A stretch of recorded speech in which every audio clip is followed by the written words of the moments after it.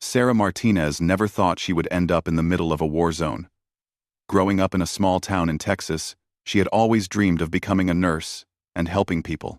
After finishing nursing school, she joined the Army Medical Corps, thinking she would spend her time in safe military hospitals. But life had different plans for her.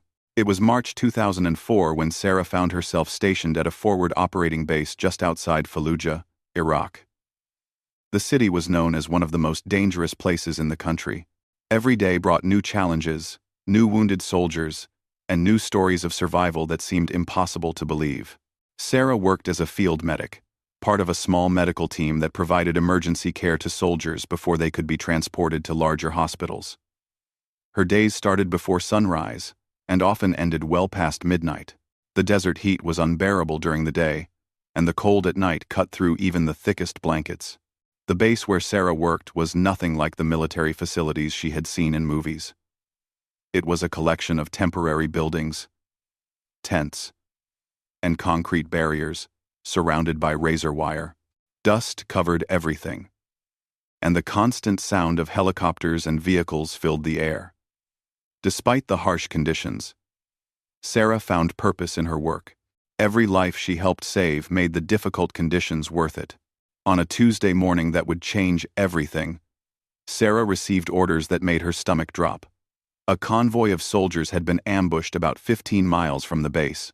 Several were wounded, and the situation was too dangerous for a helicopter evacuation. A medical team needed to go out and stabilize the wounded soldiers so they could be moved safely. Sarah had been on these kinds of missions before, but something felt different about this one. The intelligence reports were unclear, and there were rumors that insurgent activity in the area had increased significantly over the past week. Her commanding officer, Captain Johnson, tried to reassure the team, but Sarah could see the concern in his eyes. The medical team consisted of 4 people: Sarah, Dr. Williams, who was the lead physician, Corporal Davis, who served as their security escort, and Sergeant Lopez, who was their communications specialist. They loaded their medical supplies into an armored vehicle and prepared for what they hoped would be a routine rescue mission. As they drove through the dusty roads leading away from the base, Sarah watched the landscape change from the relative safety of their secured area to the unknown dangers of the Iraqi countryside. The road was bumpy and filled with potholes created by previous explosions. Every few minutes, Corporal Davis would radio back to the base with their location.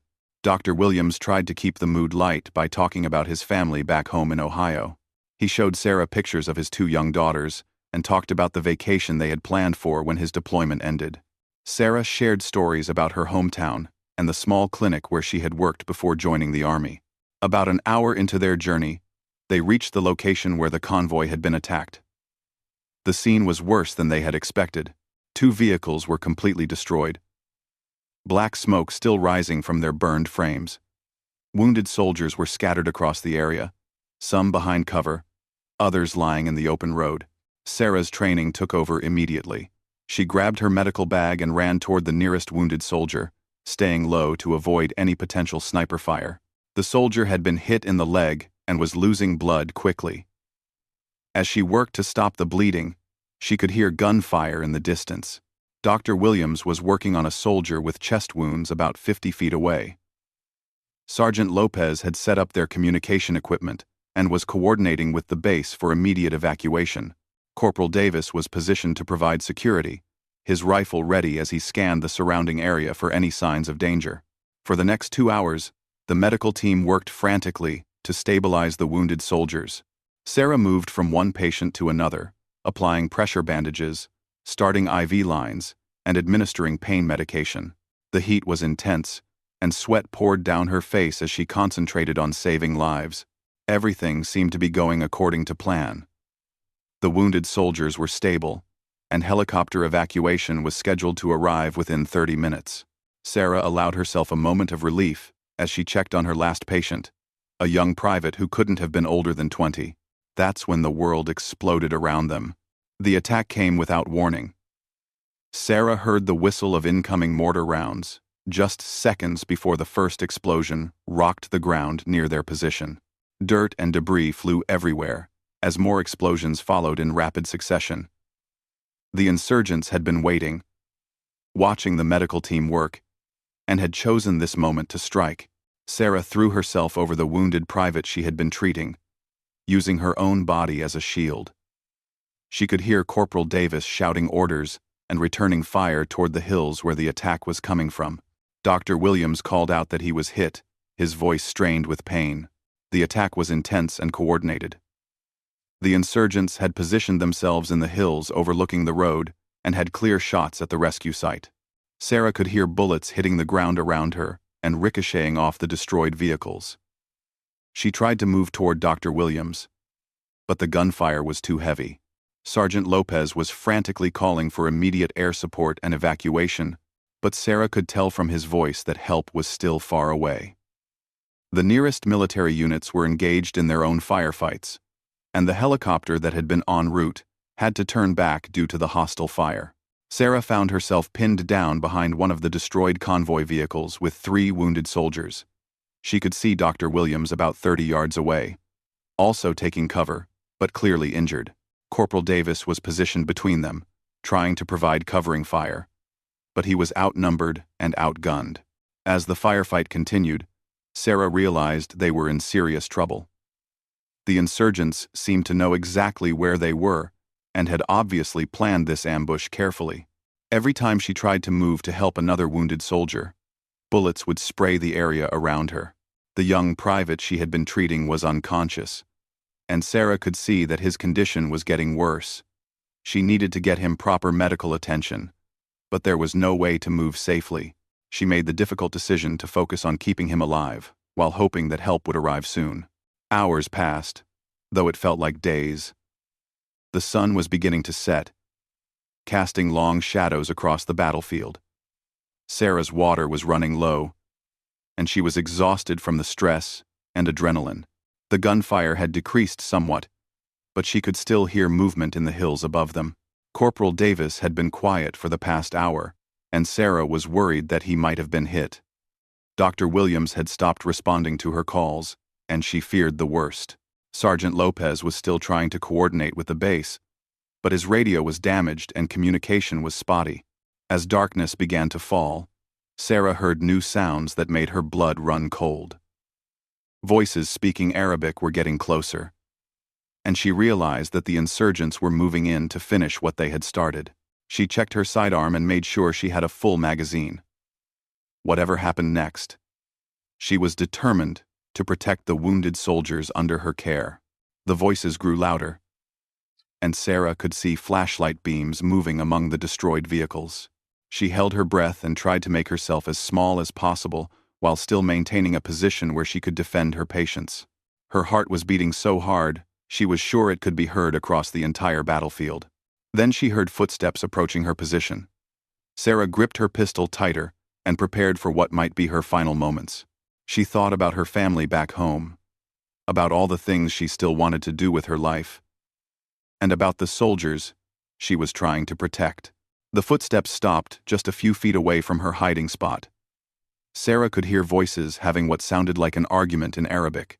She didn't understand the words, but the tone suggested they were discussing something important.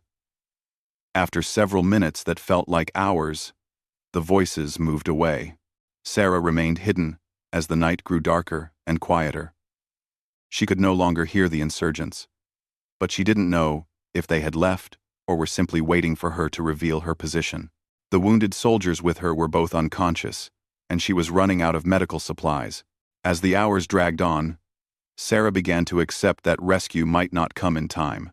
She had done everything she could to keep her patients alive, but without proper medical facilities and supplies, their conditions would continue to deteriorate. She made a promise to herself and to them that she would not give up, no matter what happened. Around midnight, Sarah heard a new sound that initially filled her with hope, but quickly turned to terror. Vehicles were approaching, but they didn't sound like American military vehicles. The engines were different, and there were no radio calls announcing friendly forces in the area. The vehicles stopped nearby, and Sarah could hear doors slamming and voices calling out in Arabic. Flashlights began sweeping the area again, more systematically this time. It was clear that the insurgents had returned with reinforcements and were conducting a thorough search of the battlefield. Sarah knew that her hiding spot would not protect them much longer. She had to make a decision that would determine whether she and her patients would live or die. Looking at the two unconscious soldiers depending on her for protection, she made a choice that would haunt her for the rest of her life. She decided to surrender. Standing up slowly with her hands visible, Sarah called out in the few Arabic words she knew, hoping to communicate that she was a medic and that she had wounded people who needed help. The response was immediate and violent. Gunfire erupted from multiple positions, and Sarah felt the first bullet tear through her shoulder, spinning her around and knocking her to the ground. But instead of stopping, the shooting continued. Sarah tried to crawl back to cover, but more bullets found their mark. She felt impacts in her leg, her side, her arm. Each bullet brought searing pain and the growing realization that she was not going to survive this encounter. As consciousness began to fade, Sarah's last coherent thought was about the two soldiers she had been trying to protect. She hoped that somehow, someone would find them and get them the help they needed. The desert around her grew quiet except for the sound of vehicles driving away into the night. The sun rose over the Iraqi desert with the same merciless intensity as every other day. But Sarah Martinez was no longer conscious to feel its heat. She lay motionless in the sand beside the destroyed convoy vehicles, 11 bullet wounds marking her body like a road map of violence. Blood had pooled beneath her and dried in the desert heat, creating a dark stain that attracted flies and other desert scavengers. Sarah's body had gone into shock after the shooting, her heart rate dropping to barely detectable levels and her breathing becoming so shallow that it was almost non-existent. In medical terms, she was experiencing what doctors call profound hemorrhagic shock, a condition where massive blood loss causes the body's organs to begin shutting down one by one.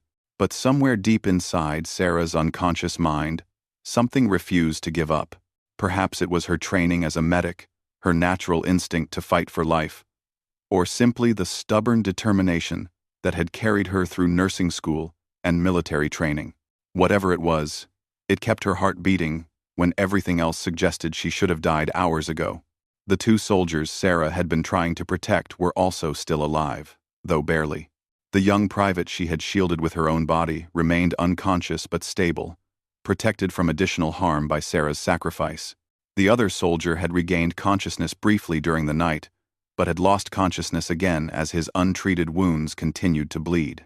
Throughout the first day, Sarah drifted in and out of consciousness, her mind creating strange dreams and hallucinations brought on by blood loss and dehydration.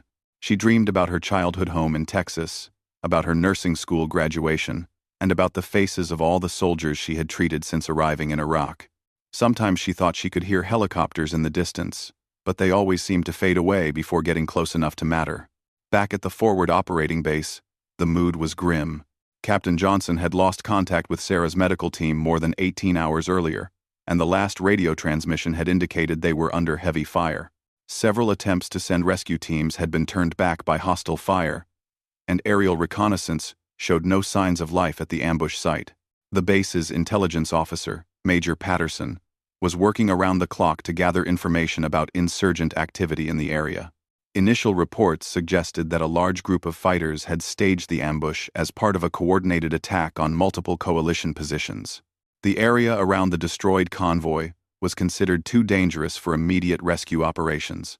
Dr. Rebecca Stone, the base's chief medical officer, had worked with Sarah for several months and refused to accept that her colleague might be dead. She spent hours reviewing satellite images and pushing for approval of rescue missions, arguing that if anyone could survive the kind of injuries likely sustained in the ambush, it would be someone with Sarah's medical training and determination. On the morning of the second day, Sarah's condition had deteriorated significantly. Her body temperature had dropped dangerously low during the cold desert night, and severe dehydration was causing her kidneys to begin failing. Most of her 11 gunshot wounds had stopped bleeding, but infection was beginning to set in despite her body's weakened immune response. Sarah's most serious wound was a bullet that had entered her abdomen and damaged several internal organs. Without surgery, this injury alone would likely prove fatal within days. Other bullets had shattered bones in her left arm and leg, creating fractures that would require extensive medical intervention to heal properly. Despite her critical condition, Sarah's medical training had saved her life in ways she wasn't even conscious of. When she had first been shot, her instinct had been to apply pressure to the most serious wounds and position herself to minimize additional blood loss. These actions, performed almost automatically even while under fire, had probably added crucial hours to her survival time. As the sun climbed higher on the second day, Sarah began to experience moments of semi-consciousness. During these brief periods, she could sense her surroundings and feel the intense pain from her wounds, but she was unable to move or call for help. The desert around her was eerily quiet, except for the occasional sound of wind blowing sand across the metal wreckage. Sarah's water supplies had run out the previous day, and dehydration was now her most immediate threat. The desert heat was evaporating moisture from her body, faster than her damaged kidneys could conserve it. Her lips were cracked and bleeding, and her tongue felt swollen and rough like sandpaper. During one period of semi-consciousness, Sarah became aware that the young private she had been protecting was stirring. Through tremendous effort, she managed to turn her head slightly and saw that his eyes were open and he was looking around in confusion. She tried to speak, to let him know that help would come, but no sound emerged from her damaged throat. The private, whose name was Tommy Rodriguez, was 19 years old and from Los Angeles. This was his first deployment, and the ambush had been his first real combat experience. As his vision cleared and he realized the extent of the devastation around him, Tommy began to understand how close he had come to death. Tommy saw Sarah lying nearby, covered in blood and apparently unconscious. He tried to crawl toward her to check if she was alive, but his own injuries prevented him from moving more than a few inches. The bullet wound in his leg had damaged major muscles, and the loss of blood had left him extremely weak. For several hours, Tommy drifted in and out of consciousness alongside Sarah. When he was awake, he called out for help, but his voice was too weak to carry very far in the open desert. He watched Sarah's chest rise and fall slightly, reassured that she was still alive but worried about how much longer either of them could survive without medical attention. Meanwhile, at a secret location about 50 miles away, a team of Navy SEALs was preparing for what would become one of the most difficult rescue operations of their careers. The SEAL team, designated as Task Force Phoenix, had been conducting operations in the Fallujah area for several weeks and had developed extensive intelligence networks throughout the region. Lieutenant Commander Jake Reaper Thompson led the 8-man SEAL team that had been tasked with attempting a rescue of any survivors from the ambush. Thompson was a veteran of multiple deployments and had led dozens of dangerous missions. But something about this operation felt different. Intelligence reports suggested that the insurgent group responsible for the ambush was still operating in the area and would likely return to the site to search for intelligence and equipment. The SEAL team spent most of the second day planning their approach to the ambush site. They studied satellite images, reviewed intelligence reports about enemy movements, and coordinated with Air Force assets that would provide cover during the operation. Every aspect of the mission was planned and rehearsed multiple times. Petty Officer First Class Marcus Doc Williams, the team's medic, paid special attention to the medical aspects of the mission. If they found survivors, those people would likely be in critical condition and would need immediate advanced medical treatment. Doc packed extra medical supplies and coordinated with the base hospital to have surgical teams standing by. As evening approached, the SEAL team loaded their equipment into specially modified vehicles designed for desert operations. These vehicles were equipped with advanced communications equipment, night vision systems, and enough firepower to handle significant resistance. The plan was to approach the ambush site under cover of darkness and conduct a thorough search for survivors. The drive to the target area took several hours, with the team stopping frequently to avoid enemy patrols and to update their intelligence picture. Radio intercepts suggested that insurgent activity in the area remained high, but there were no indications that enemy forces were currently at the ambush site. Back at the crash site, Sarah's condition had stabilized somewhat as her body adjusted to its new reality. While still critically injured, she had stopped losing blood, and her vital signs had reached a sort of equilibrium. Her body was operating in survival mode, conserving energy and focusing only on the most essential functions. Tommy had managed to drag himself closer to Sarah and had discovered that the other wounded soldier was also still alive. Using techniques he remembered from basic first aid training, Tommy had tried to improve the positioning of both patients to help their breathing and circulation. His efforts were limited by his own injuries, but every small improvement potentially added precious time. As darkness fell across the desert, the temperature began to drop rapidly. This was actually beneficial for Sarah and the other wounded soldiers, as the cooler air reduced the strain on their bodies and slowed the progression of their injuries. Tommy used pieces of cloth and equipment to try to keep everyone as warm as possible. Around midnight, Tommy heard something that made his heart race with hope and fear. The sound of vehicles approaching was unmistakable, but he had no way of knowing if they belonged to friendly forces or enemy fighters returning to the scene. He tried to wake Sarah to warn her, but she remained unconscious. The vehicles stopped about half a mile away, and Tommy could see lights moving in the darkness. For several minutes, everything was quiet, except for the sound of his own rapid breathing and heartbeat. Then he heard voices speaking in what sounded like English, though he couldn't make out the words at that distance. Lieutenant Commander Thompson and his SEAL team had arrived at the ambush site and were conducting a careful reconnaissance before moving in to search for survivors. Using night vision equipment, they could see the destroyed vehicles and evidence of the fierce firefight that had taken place 2 days earlier. The SEALs moved slowly and methodically toward the crash site, maintaining security and communication with their Overwatch team positioned on a nearby hill. Every shadow and piece of debris was treated as a potential threat, and the team was ready to respond to any sign of enemy activity. Petty Officer Williams was the first to spot signs of life among the wreckage. Through his night vision scope, he could see slight movement near one of the destroyed vehicles and what appeared to be a person lying motionless nearby. He signaled to the rest of the team and began moving carefully toward the survivors. Tommy saw the figure approaching through the darkness and was initially terrified that insurgents had returned. But as the figure got closer, he could see the distinctive outline of American military equipment and the careful, professional manner of movement that suggested special operations forces. When Petty Officer Williams reached Tommy's position, he immediately began assessing the medical situation. What he found exceeded even his worst expectations. 3 critically wounded soldiers, including one female who appeared to have been shot multiple times, all of whom had been lying in the desert for nearly 2 full days without medical attention. Williams immediately called for the rest of the team while beginning emergency medical treatment on Sarah, who appeared to be in the most critical condition. He checked for vital signs and was amazed to discover that despite 11 apparent gunshot wounds and massive blood loss, she still had a pulse and was breathing on her own. The SEAL team worked quickly to stabilize all 3 survivors and prepare them for immediate evacuation. Medical helicopters were already en route, guided by GPS coordinates transmitted from the rescue team.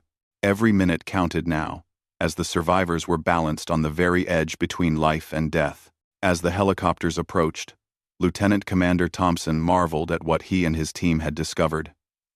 Finding one survivor after 2 days in the desert would have been remarkable. Finding 3 survivors, including someone who had taken 11 bullets and was still alive, seemed almost impossible. Sarah remained unconscious as she was carefully loaded onto the medical helicopter.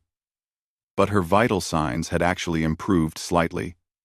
Once she began receiving IV fluids and professional medical attention, her body seemed to recognize that rescue had finally arrived and began responding to treatment.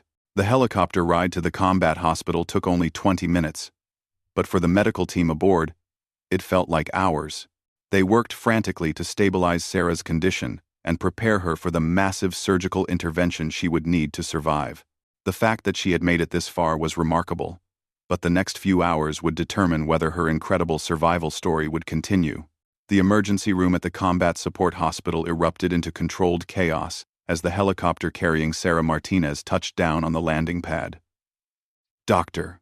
Amanda Foster, the chief trauma surgeon, had been waiting with her surgical team for what felt like hours, reviewing the preliminary medical reports radioed in during the flight. What they were about to face was unlike anything most of them had seen during their deployment. A patient who had survived 11 gunshot wounds and 48 hours in the desert without medical attention represented a medical challenge that pushed the limits of their training and experience. As Sarah was rushed into the trauma bay on a gurney, Dr. Foster's first impression was that she was looking at someone who should have been dead hours ago. Sarah's skin was pale, gray from blood loss. Her body temperature was dangerously low, and her blood pressure was barely detectable. Yet somehow, her heart was still beating. The trauma team immediately began the complex process of trying to save Sarah's life. Multiple IV lines were established to begin replacing the massive amount of blood she had lost. Warming blankets were applied to combat hypothermia.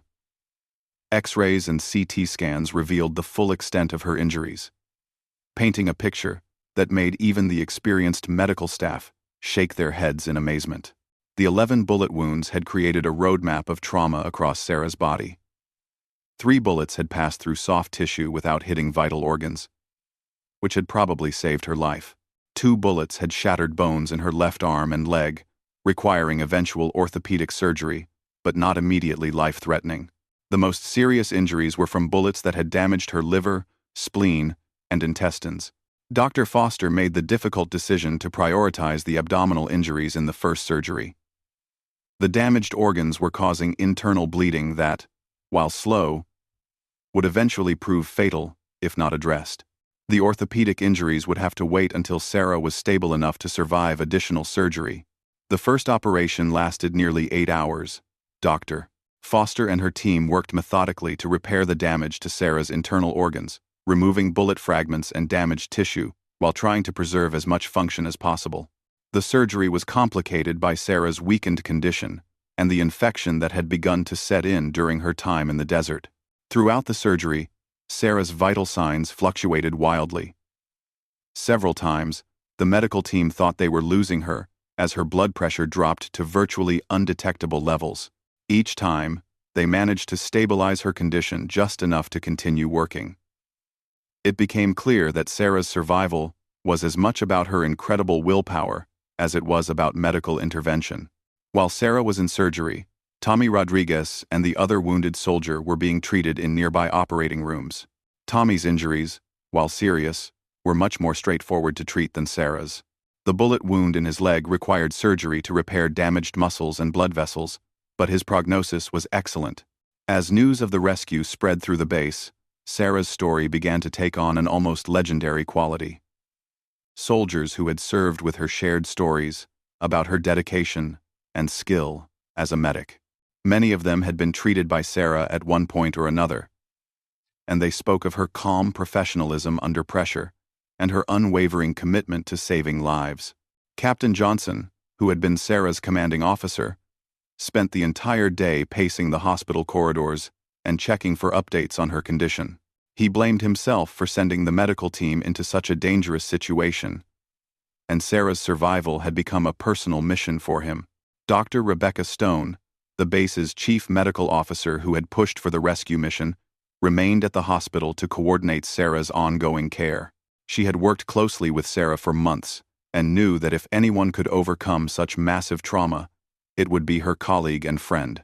The first surgery was successful in stopping the internal bleeding and removing the most immediately life-threatening damage.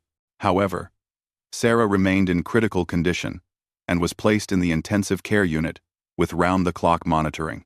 The next few days would be crucial in determining whether her body could recover from the enormous trauma it had endured. Sarah remained unconscious for 3 days following the surgery, her body focusing all of its energy on healing and recovery. During this time, she developed several complications that are common in patients with severe trauma. Her kidneys, damaged by dehydration and blood loss, struggled to filter waste from her blood.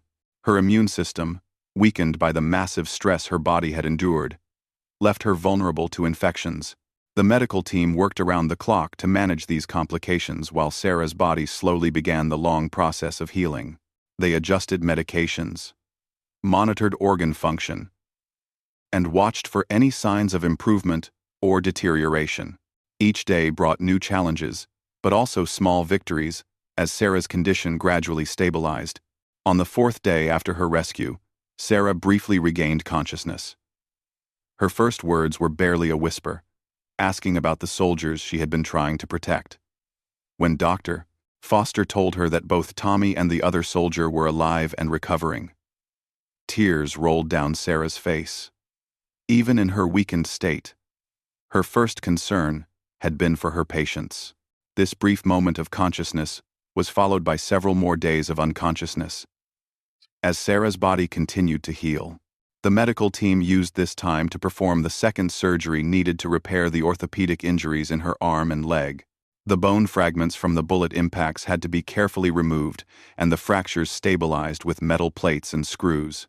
Recovery from such massive trauma is never straightforward, and Sarah faced numerous setbacks over the following weeks. She developed pneumonia from being immobilized for so long, requiring additional treatment and extending her hospital stay. Physical therapy was extremely painful and progress was slow, as her body had to relearn basic functions while still healing from the gunshot wounds. The psychological challenges proved to be just as difficult as the physical ones. Sarah experienced nightmares about the ambush and struggled with survivor's guilt about the soldiers who had died. The sound of helicopters would trigger anxiety attacks, and she had difficulty sleeping without medication. The base's mental health counselors worked with her daily to help process the trauma. Tommy Rodriguez became one of Sarah's most frequent visitors during her recovery.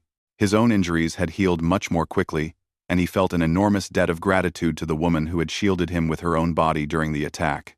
Their shared experience created a bond that would last for years beyond their military service.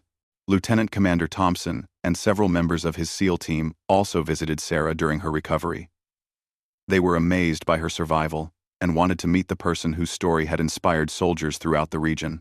Thompson would later say that finding Sarah alive after 2 days in the desert was one of the most remarkable things he had witnessed in 20 years of military service. As Sarah's physical condition improved, plans began for her medical evacuation to a military hospital in Germany and eventually back to the United States. Her injuries would require months of additional surgery and rehabilitation, but her doctors were optimistic about her long-term prognosis. The story of Sarah's survival spread far beyond the confines of the military base. News outlets picked up the story of the Army medic who had taken 11 bullets while trying to protect wounded soldiers and had survived 48 hours in the desert. Her courage and determination became an inspiration to people around the world. Sarah was awarded the Purple Heart for her injuries and the Bronze Star with V device for valor for her actions during the ambush. The citation noted her selfless dedication to protecting wounded soldiers even while under heavy enemy fire. However, Sarah would later say that her greatest reward was knowing that the soldiers she had protected had survived. The flight to Germany marked the beginning of the next phase of Sarah's recovery. The aircraft was equipped with a full medical team, as her condition was still considered serious enough to require constant monitoring. During the long flight, Sarah was conscious enough to look out the window as they left Iraq behind. At the military hospital in Germany, Sarah underwent several additional surgeries to repair damage that couldn't be addressed while she was in critical condition. Plastic surgeons worked to minimize scarring from her wounds, while orthopedic specialists continued the long process of reconstructing the bones that had been shattered by bullets. The medical team in Germany was amazed by Sarah's case. They had treated many combat casualties, but surviving 11 gunshot wounds and 2 days without medical attention was unprecedented in their experience. Her medical records would eventually be studied by trauma surgeons around the world as an example of the limits of human survival. After 6 weeks in Germany, Sarah was finally stable enough for the flight home to the United States. Her family had been waiting for this moment since they first received word of her injuries. The reunion at the airport was emotional, with Sarah's parents and siblings surrounding her wheelchair as news cameras captured the homecoming. Sarah's recovery continued at a military hospital in Texas, close to her hometown. The familiar surroundings and support of her family and childhood friends provided additional motivation for her rehabilitation. Physical therapy sessions were intense and often painful, but Sarah approached them with the same determination she had shown throughout her military career. Months of rehabilitation lay ahead, but each day brought noticeable improvements. Sarah gradually regained strength in her injured arm and leg, though she would always walk with a slight limp from the bone damage. The scars from her wounds would fade over time but would always serve as reminders of her incredible survival story. The other soldiers from the ambush also continued their recovery. Tommy Rodriguez made a full recovery from his injuries and eventually returned to active duty. He would later name his first daughter Sarah in honor of the woman who had saved his life. The connection between them remained strong, and they would meet regularly for years to come. Dr. Rebecca Stone visited Sarah during her recovery in Texas and was amazed by her colleagues' resilience and positive attitude. Despite everything she had been through, Sarah was already talking about returning to nursing and continuing to help people. Her experience had changed her perspective on life, but it had not diminished her desire to serve others. Lieutenant Commander Thompson and his SEAL team received commendations for their successful rescue mission. The operation had required exceptional skill and courage, as they had entered hostile territory to search for survivors that many people believed were already dead. Their persistence and professionalism had made Sarah's survival story possible. Sarah's story became a symbol of courage and survival for military personnel serving in dangerous locations around the world. Her example demonstrated that even in the most desperate situations, hope and determination could overcome seemingly impossible odds. Letters poured in from soldiers, their families, and civilians who had been inspired by her story. As Sarah's physical recovery progressed, she began speaking to military groups and medical conferences about her experience. She emphasized the importance of never giving up. Whether as a patient fighting for survival or as a medical professional treating seemingly hopeless cases, her talks were powerful reminders of the strength of the human spirit. The young private she had protected during the ambush made a full recovery and went on to complete his deployment successfully. He would later credit Sarah's actions with saving not just his life, but also giving him the courage to continue serving his country despite the trauma of combat. 2 years after the ambush, Sarah was medically retired from the Army with full honors. Her injuries prevented her from returning to active duty, but she had given everything she had in service to her country and her fellow soldiers. The ceremony marking her retirement was attended by many of the people whose lives she had touched during her military career. Sarah returned to civilian nursing, working at a trauma center where her experience with combat injuries made her uniquely valuable. She specialized in treating patients with gunshot wounds and other severe trauma, using both her medical training and her personal experience to provide exceptional care. Her story continued to inspire people long after her military service ended. Sarah became involved in supporting other veterans recovering from combat injuries, using her own experience to help them navigate the long and difficult process of rehabilitation. She understood better than most that physical healing was only part of the challenge. The bond between Sarah and the SEAL team that rescued her remained strong over the years. They would meet annually to commemorate the rescue mission and to celebrate Sarah's continued survival and success. These gatherings became important reminders of how military personnel take care of each other, even in the most dangerous circumstances. Sarah eventually married and started a family, proving that her survival story was truly the beginning of a new chapter rather than just the end of a terrible ordeal. Her children would grow up knowing their mother was a hero, though Sarah herself preferred to think of her actions as simply doing her job as a soldier and a medic. The medical techniques and equipment used to treat Sarah's injuries contributed to advances in trauma care that would save countless other lives. Her case was studied extensively, leading to improvements in battlefield medicine and emergency treatment protocols that benefited both military and civilian patients. Years later, when asked about her survival, Sarah would always emphasize that she didn't survive alone. The skills of the medical team that treated her, the courage of the SEALs who rescued her, and the determination of the wounded soldiers she had protected all played crucial roles in her story. Her survival was a testament to what people could accomplish when they refused to give up on each other. Today, Sarah's story serves as a reminder that even in the darkest moments, hope and courage can overcome seemingly impossible odds. Her 11-bullet wounds and 2 days in the desert became not just a survival story, but an inspiration that continues to touch lives around the world.